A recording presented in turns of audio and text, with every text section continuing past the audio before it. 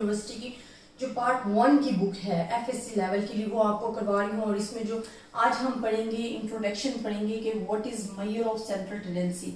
Major of central tendency.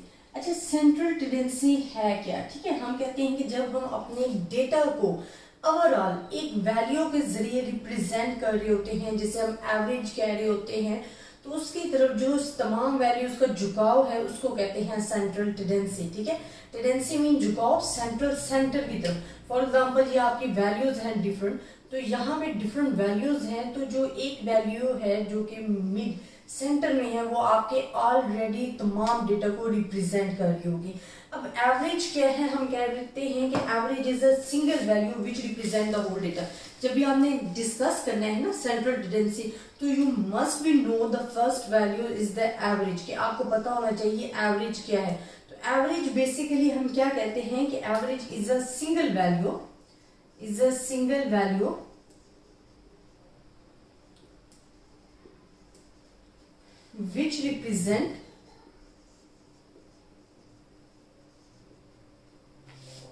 which represent the whole data। कि हमारे पास क्या हो जाता है कि एवरेज एक सिंगल वैल्यू होती है जो कि ओवरऑल डेटा को रिप्रेजेंट कर रही होती है। तो जब भी आपने पढ़ना है कि what is the measure of central tendency, तो you must be know about the average. तो एवरेज हम कहते हैं एक सिंगल वैल्यू होती है जो कि ओवरऑल आपके डेटा को रिप्रेजेंट कर रही होती है। जिस तरह हम मीन फाइंड कर लेते हैं, अब एवरेज की भी तो डिफरेंट काइंड्स आ रही है ना। तो हम कहते हैं कि a data set can be summarised in a single value. Such a value is somewhere in the centre and representing the entire data, and set is a value which the data have a tendency to concentrate। अब main क्या है? the tendency of the observation to cluster in the central part of the data is called the central tendency।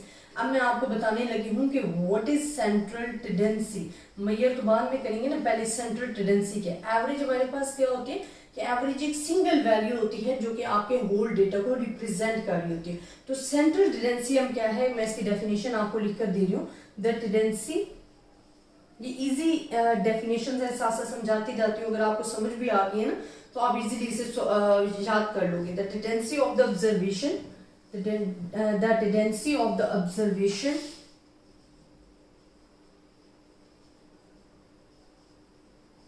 to cluster in central part of the data, in central part of data हमारे पास is called as central tendency। हमारे पास क्या है?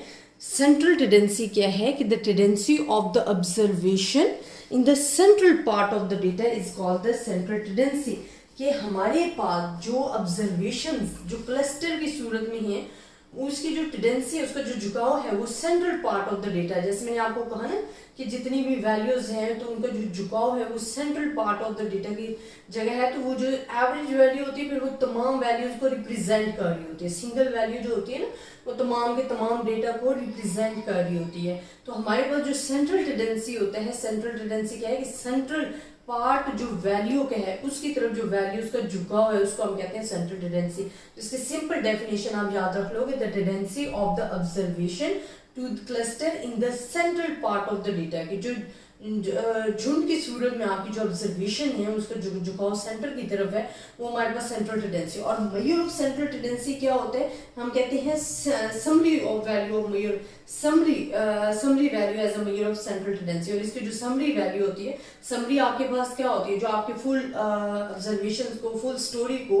इन some lines discuss कर रही होती है। ठीक है, तो ये भी इसी तरह है कि आपका जो फुल डेटा है उसको ओनली वन वैल्यू जो है वो रिप्रेजेंट कर रही होती है। जो summary value is called the measure of central tendency. आपके पास कहला रहा है मेजर ऑफ सेंट्रल टेंडेंसी। अच्छा, समटाइम्स जरूरी नहीं है कि आपको पेपर में जब क्वेश्चन आते हैं या डेफिनेशन पूछ ली जाती है तो यही पूछेंगे जी मेजर ऑफ सेंट्रल टेंडेंसी क्या है। आपसे मेजर ऑफ लोकेशन का पूछ लिया जाता है, आपसे मेजर ऑफ ऑब्जर्वेशंस का पूछ लिया जाता है, मेजर ऑफ पोजीशन का पूछ लिया जाता है। These are the names of the measure of central tendency. Location और पोजीशन के मेजर ऑफ लोकेशन क्या है या मेजर ऑफ पोजीशंस क्या है, तो वो same measure of central tendency हैं, but they are the different names of the measure of central tendency. तो ये आपको याद होने चाहिए। अब हमें ये तो पता है कि जो एवरेज है बेसिकली वही मेन पॉइंट जो है जो रोल है वो अदा कर रही होती है आपकी कैलकुलेशन में। अब हमारे पास एवरेज के लिए भी तो सम क्राइटेरिया होना चाहिए ना कि जो हमें सेटिस्फाई करे कि ये एवरेज आपके लिए बेटर है। तो एवरेज समटाइम्स आपसे क्वेश्चंस भी ये पेपर में बार बार पूछा गया। अगर आप 5 ईयर्स पेपर निकाल के देखोगे ना, मैं आपको हर वीडियोस में ये कह रही होती हूँ कि जी आप 5 ईयर्स पेपर देखो, तो स्टूडेंट इस तरह से कहते हैं कि 5 ईयर्स पेपर में से समटाइम बार बार क्वेश्चन भी रिपीट हो रहे होते हैं और उसी से रिलेटेड एक तो आपको पैटर्न पता चल जाता है कि जी आपने किस पैटर्न से अपने क्वेश्चन को सॉल्व करना है और काफी ज्यादा आपको अंदाजा हो जाता है कि क्वेश्चन नंबर 1 पेज चैप्टर में से आ रहा है, चॉइसेस आपको पता चल जाती है, तो वो तमाम चीजें आ जाती है।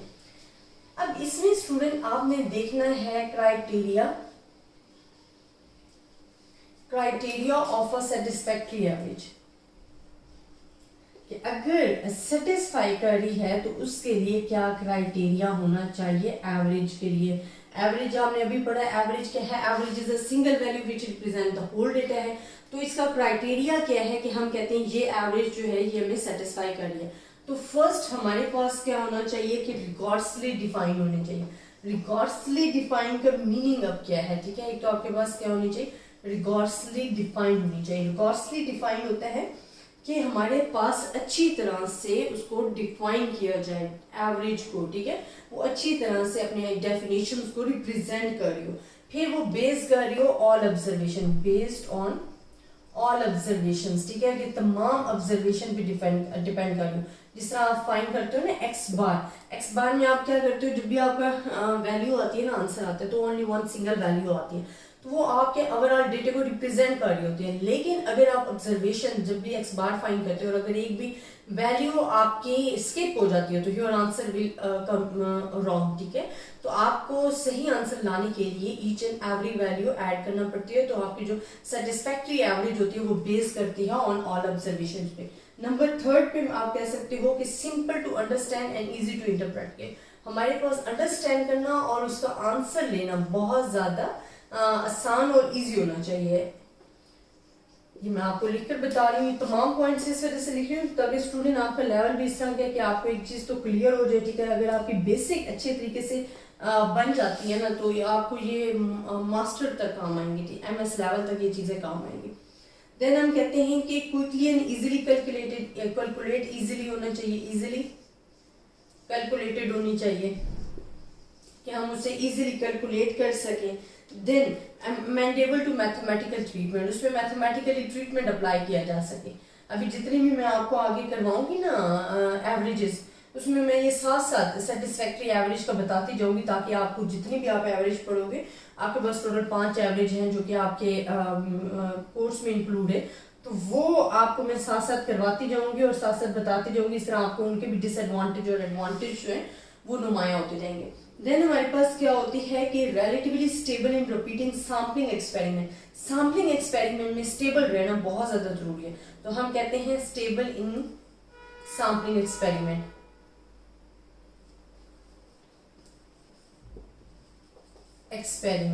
एंड 7 लास्ट वन हमारे पास क्या होता है, not unduly influenced by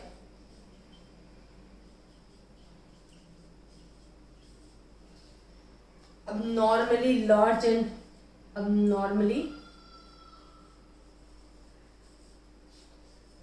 and small observation,